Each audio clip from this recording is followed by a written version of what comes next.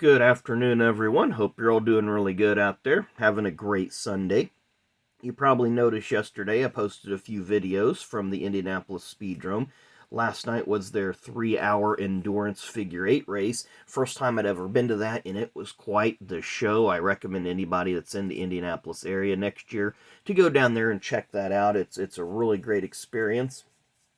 So anyway, they have today's video is just a flea market finds video. It'll be really quick.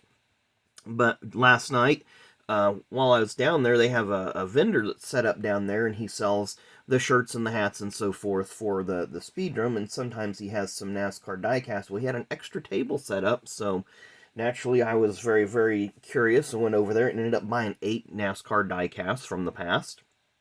But at any rate, on a side note, today is the 1-year anniversary that I dropped my first video here on YouTube. Yes, 1 year ago today, September 13th, dropped the High Octane Cards preview video. So we've come a long way, and I just want to thank everybody. Made some really good friends along the way. I don't want to name names out there because I'm sure I'll forget somebody, but just thank you to everybody that's participated in the channel and has helped it grow to this point. And we're just going to continue to grow and have more fun with it. So I appreciate each and every one of you, whether you like, you comment, you subscribe, you contact me. It's been an engaging experience, and I really, really do appreciate it. So without further ado, let's go ahead and get started on these diecasts that I got yesterday from 1998. And I'll throw both of them up here at the same time. Did a little research, found out that Michael Waltrip ran this car in the Coke 600. It's a World Games. You can see the little logo there. The Goodwill Games, I'm sorry. A little car. But if you notice, the numbers are different on both cars. The left one, of course, has the white numbers. The one on the right has the orange ones. And I really can't remember. I mean, the rest of the car is identical. Even that 7-Eleven logo on the back, on the deck lid. And I vaguely remember him running this car. I honestly thought he ran it in Atlanta in the final race, which he may have. But I don't remember what color logos the car actually ran in the race with. But I seen both of those, and the fact that the actual card in the back, this one has the standard issue Michael Waltrip card, this one has the Goodwill Games card. So I thought that was pretty neat. And those, you don't know what the Goodwill Games are, they're kind of like a, I really can't know the best way to explain it, other than saying it's like Olympic-style games, sports, and so forth. Next one is from 1997. This, you can see, is the, Racing Champion's attempt at a chrome car for Daryl Waltrip. 1997. Daryl ran this car, I know, at the Daytona 500 and at Indianapolis. I don't remember if he ran it in the final race of the year at Atlanta or anywhere else. He had several different paint schemes that he ran throughout 1997, celebrating Parts America, Western Auto's Parts America last season with him. And he had paint schemes that replicated his Budweiser, his Pepsi, I believe, his Mountain Dew, his Gatorade, and his Tide paint job. So there's diecasts that represent all those, so that's pretty cool. But from 1998, Daryl signed a company called Builders Square Speed Block. This sponsorship lasted 4 races into 1998 before Daryl decided, hey, these guys aren't going to pay me. He pulled the labels off his car, the decals, and ran a car painted up like Tim Flock's old Chrysler 300s. Back in the day, Tim at the time was, I believe he was dying of cancer, but it was painted up like those Kiefer Mercury outboard cars that you might know. There you see the Builder Square logo. I did a little bit of research about this company here, a couple years ago, and they just, I don't know what happened, they just ran out of business. Allegedly, the contract was written based on sales or something, but it just didn't pan out. Then we have this one. 2 drivers drove this car in 1998 for Cale Yarborough. There you see Greg Sack's name on the roof. Greg drove this one in 1998 up till the Texas race. He had a crash. And I'm going to have to do some more research on the extent of his injuries, because later in the week it was just reported he had some pulled muscles in his neck. But I believe he had some more serious injuries. And Greg wouldn't race in the Cup Series very much more after this. But Rich Bickle drove this car to a 4th place finish later in the year at Martinsville in a race that Ricky Rudd won.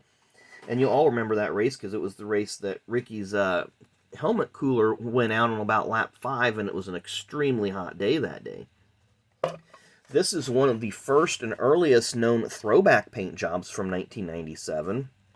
I believe Ernie ran this one at Talladega in the fall race as a tribute to Davey Allison.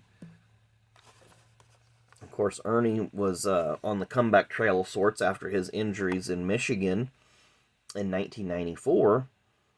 But this is the earliest known throwback that I can think of, because Dale Earnhardt Sr. kind of started the special paint scheme concept 2 years earlier in the Winston All-Star race with that the Quicksilver paint job with the Goodwrench car. And in 95, nobody really ran anything. I think Earnhardt ran the Wheaties car in 98, and he ran the Olympic car in 96, and I can't remember what he ran in 97 at the All-Star race. But other teams really weren't doing the throwbacks, and Ernie did this as a throwback to Davey's 10th anniversary of his first win at Talladega. So the last two I got are of Kenny Irwin Jr., and these are cars that he ran in 1997. Of course, you remember Kenny as the 1998 Cup Series Rookie of the Year, driving the 28 car that Ernie was... No, they didn't renew his contract.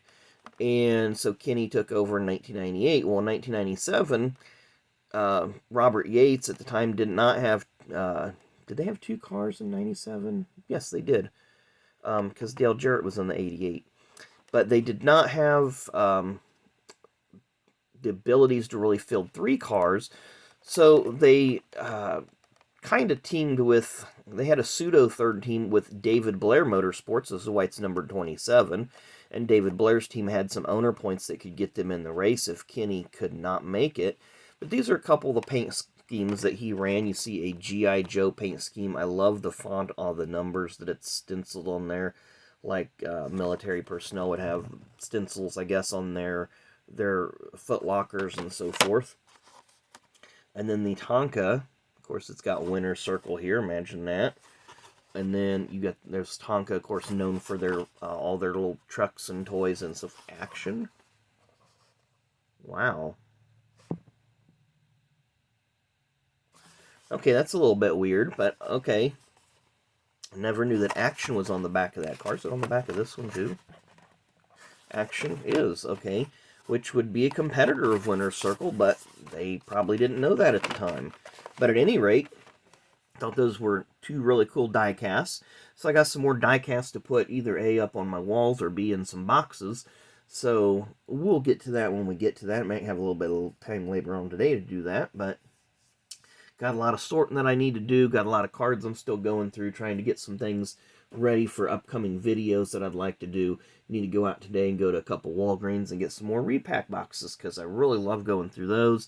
Need to look on eBay and see if there's any good buys going on. But at any rate, we'll have some more videos later, starting tomorrow, going through the weekend, and try to do something a little different every day for everybody, and maybe have some nice videos, nice content coming out. So, anyway, appreciate you guys watching. Again, I appreciate you for the awesome first year. Looking forward to the second year here, seeing what we can accomplish. Obviously, I'm like everybody else who want to just keep moving up in the world on this. But I do thank everybody for your support, and we will see you again tomorrow, and enjoy the rest of your Sunday. Have a great day.